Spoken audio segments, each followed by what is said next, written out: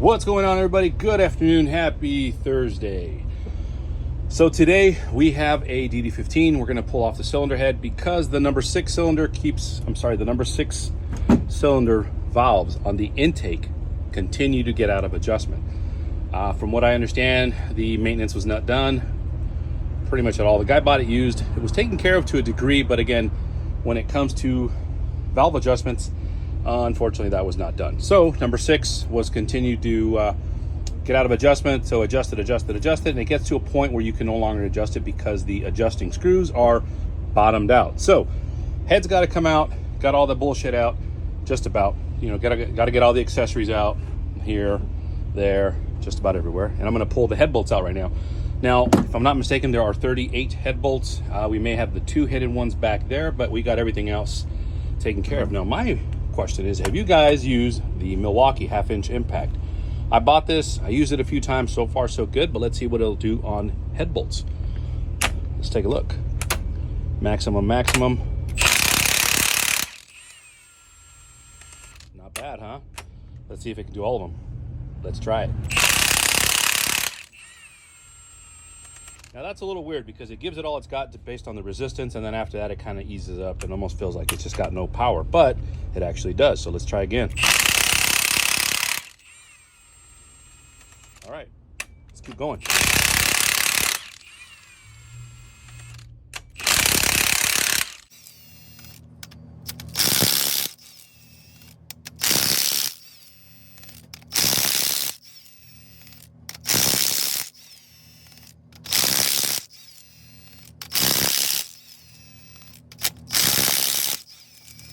All right, guys, you get the point, you get the picture. Not too bad. So I'm going to go ahead and continue this. I'll let you know what I think at the very end of the 30-something head bolts, and we'll go from there. So anyway, just let you guys know. Works pretty good. Again, let's see how much battery life. You can adjust the settings here, blah, blah, blah. I'm sure you guys have seen that before. Oh, looks like I got to charge it. Anyway, let's get going. All right, guys, so not bad. I was actually able to go ahead and take all the head bolts out.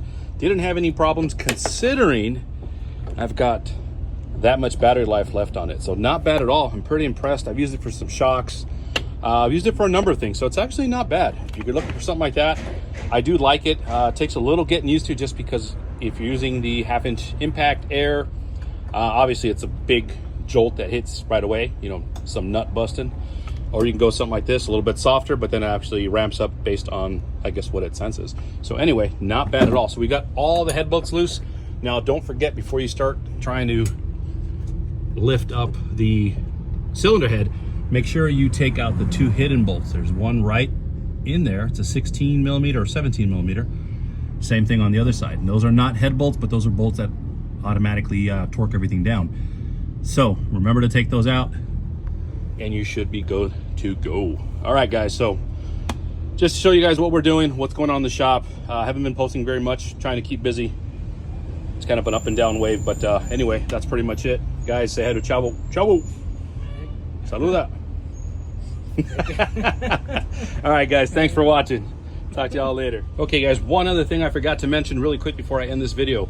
When you are taking apart or taking out the head bolts, make sure to just kind of give it a quick inspection. Always good to see what's going on the inside. This way you can see if you have any kind of protrusion or anything kind of going on the body of the head bolts. So you look at them, make sure you have no rust, make sure they're not pitted, they're cracked or anything like that. Just again, to get a better overall idea of what the hell's going on the engine. Okay, I know the head's gonna be taken care of for this. We're gonna send that out to MS Diesel in Riverside. I'll put their information down in the bottom. If you guys are interested, give them a call, give Alex a call. The guys know what they're doing. It's a father and son business, kind of like what we've got going on here. So again, inspect them. If you see nothing wrong with it, that's good. Throw them away. These are one and done. Do not reuse them. Again, one and done. Okay, so if you ever wonder why you're doing adjustments on your valves more frequently, okay, for example, the truck I'm working on right now, the one that we're looking at in this video, the number 6 intakes are constantly having to be adjusted. I'm going to show you why. So these are the parts from the cylinder head, just to give you an idea. Okay, the one on the right is normal, the one on the left is worn out. So I'm going to see if I can zoom in and hopefully give you guys a good indicator as to what's going on. If you look at them side by side, you're gonna see what's worn out. Let me see if I can zoom in a little bit better. And there you go. So this is the one that's worn out, and this is actually a good one. So just to give you an idea, again, if you are constantly having to adjust your valves, you may have something going on internally in the cylinder head, and you may have to have it looked at. So I hope this helps out. Again, there you go, a little side-by-side action. So bad one, good one. All right, guys, so quickly, just wanted to show this and go over this. So this is the truck we're working on. This is the one in question with the issue on the valves that were completely worn out. And actually the biggest problem we had was on the number 6.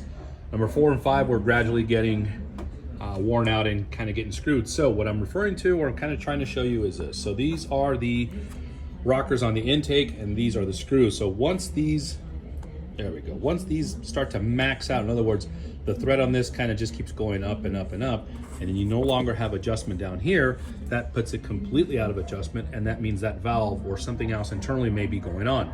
So this is the number 6. This is the one that had the biggest problem. If you look at the number 6, okay, just to give you a general idea, look at how much meat is from the thread, from the bolt or the head, the nut, the top of the nut, up to here, and then we're going to compare that just kind of down the line. Okay, a little bit less. See that? Look at, actually, that's probably a really good example right there. Take a look. Look at how much thread is here, and look at how much thread is here. Right? This has a little bit of thread showing, which is good, and look at how much thread is showing here. Same thing goes. Look at that. So just to give you an idea, again, if you are constantly adjusting your valves, you may have something else going on. Have somebody take a look at that. In this particular instance, yes, the number 6 was pretty much ready to break. Good thing the customer stopped and he's having it repaired. So I hope this helps you guys out. It has a little bit more, gives you a little more of an understanding to what to look for and what to see.